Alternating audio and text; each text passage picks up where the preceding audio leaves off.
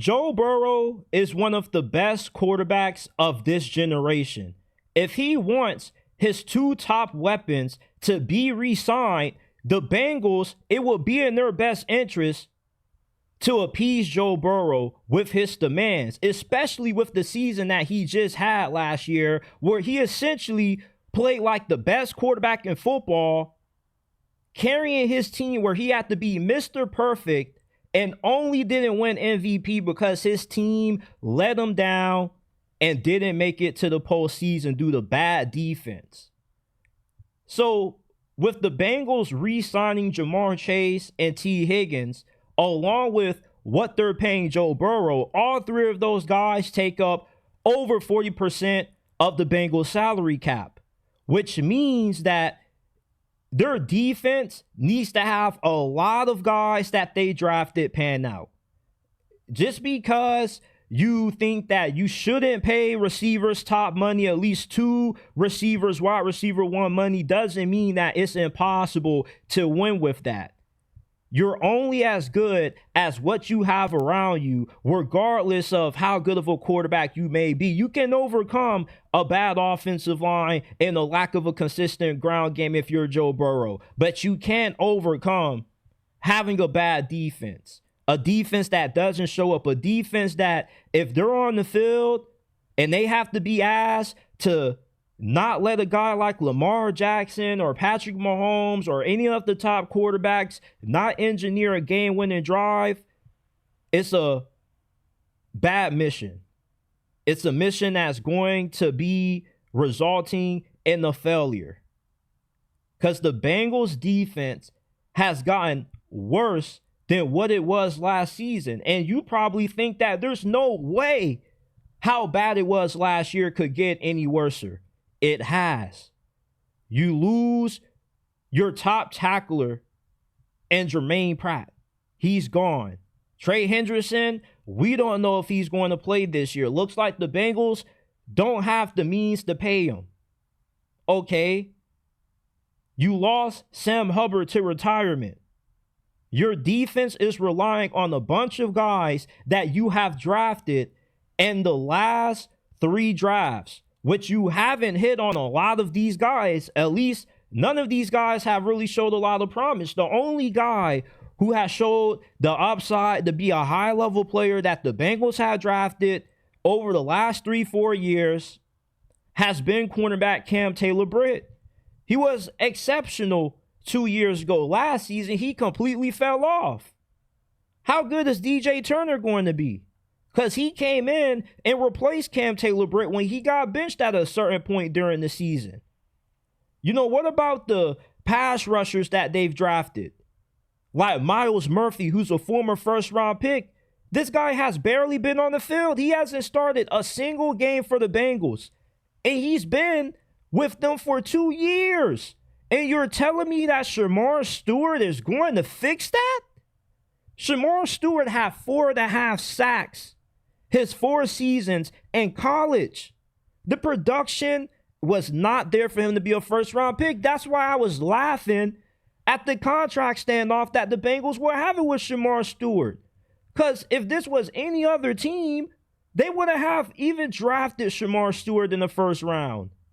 You have a very low chance of hitting on a pass rusher that has so low of production coming out of college. You spent 4 years and only have 4.5 sacks to your name. The Bengals just don't have a good eye for drafting. They are the worst team in the AFC North at drafting. The only big hits that the Bengals have had in the draft are their 3 top players that are taking up a third of the cap for a very good reason. They know that the Bengals can't draft, so they say, you know what? No matter if they get a new defensive coordinator, the personnel on the defense side of the football is so bad that we have no choice but to be perfect. Give me both of my guys back. Even if the Bengals would have traded away Tee Higgins for some draft picks, do you truly believe that they would have got it right with the pick they got in exchange for him? Because history tells us otherwise. The Ravens and the Steelers blow the Bengals out of the water when it comes to drafting. Even the Browns are a tad bit better at drafting than what the Bengals are. The Bengals are not going to the playoffs this year because their drafting sucks. That's why they're a top-heavy team.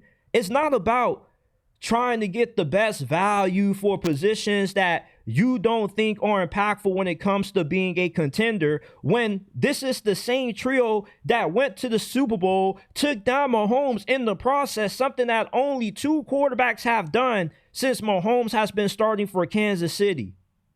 You keep that trio around. The issue isn't how much you're paying your top guys. The issue is that you're not drafting well enough. The teams that go far in the playoffs, the teams that compete for Super Bowls annually are the ones that dominate the draft. Like the Philadelphia Eagles. They can pay all of their top guys. They're paying their quarterback top 10 money. They're paying 2 receivers, wide receiver 1 money nearly. So if the Eagles can do it, why can't the Bengals? Because the Eagles have Harry Roseman, and they draft a lot better than Cincinnati. You got to have a few rookies playing well on cheap deals to maximize a Super Bowl window.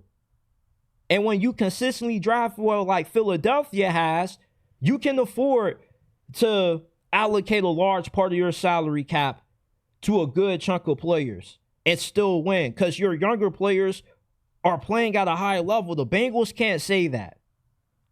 They haven't had an all-pro level player that they drafted since they took Joe Burrow and then in the following draft, Jamar Chase after.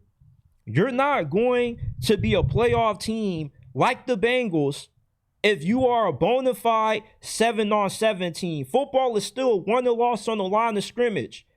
Remember how the Eagles blasted the Chiefs in the Super Bowl a few months ago? It's because you didn't even give Patrick Mahomes a chance, because you obliterated him as soon as he got his hands on that football. Somebody was coming to clothesline Patrick Mahomes straight to hell. The Bengals don't have that. Trey Hendrickson, if you take the 17.5 sacks that he had off of the Bengals defense last year, they have the worst pass rush in the National Football League by a pretty good margin. And you can't just put all of the defensive struggles on Lou Anarumo, because 2-3 years ago, this dude was a finalist for several head coaching jobs. You don't get worse calling plays overnight. You get worse when you're unable to drive suitable replacements after you don't retain a guy like Jesse Bates, who has still played at an all-pro level for the Falcons. You let go of Von Bell. Some of the players that you did hit on in the draft, you don't retain.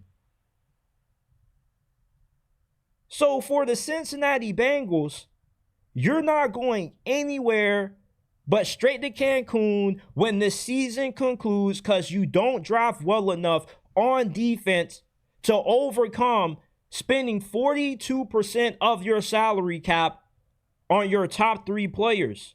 You can only win doing that when you're good in the draft. And the Bengals are one of the worst teams in the NFL at drafting. Al Golden is going to have his hands full trying to win with a Dollar General defense.